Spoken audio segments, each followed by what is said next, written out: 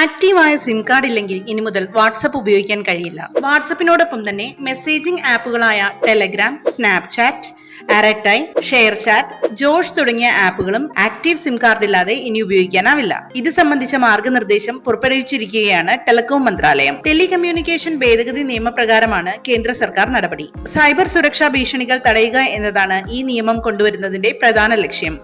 നിലവിൽ ഇൻസ്റ്റാൾ ചെയ്യുന്ന സമയത്ത് മാത്രമേ വെരിഫിക്കേഷന്റെ ഭാഗമായി ഈ ആപ്പുകളിൽ നമ്പർ ആവശ്യപ്പെടുന്നുള്ളൂ. സിം കാർഡ് മാറ്റിയാലും ആപ്പുകൾ പ്രവർത്തിക്കും. ഇത് സുരക്ഷാ പഴുതുകൾ ഉണ്ടാക്കുന്നുണ്ട്. ആപ്പുകൾ സിം കാർഡുമായി ബന്ധിപ്പിക്കുന്നത് വഴി ദുരുപയോഗം തടയാനും തട്ടിപ്പുകാരെ എളുപ്പത്തിൽ കണ്ടെത്താനും കഴിയും. വെബ് ബ്രൗസറുകൾ വഴി ലോഗിൻ ചെയ്യുന്നതിനും നിയന്ത്രണങ്ങളുണ്ട്. ഇത്തരത്തിൽ ലോഗിൻ ചെയ്തവർ ഓരോ 6 മണിക്കൂറിലും ലോഗൌട്ട് ചെയ്ത് വീണ്ടും അതാത് ആപ്പിൽ ലോഗിൻ ചെയ്യണം. ഉപഭോക്താക്കൾ ലോഗൌട്ട് ആയില്ലെങ്കിൽ ഓട്ടോമാറ്റിക്കായി ആപ്പിൽ നിന്നും ലോഗൌട്ട് ആക്കുന്ന സംവിധാനവും നിലവിൽ വരും.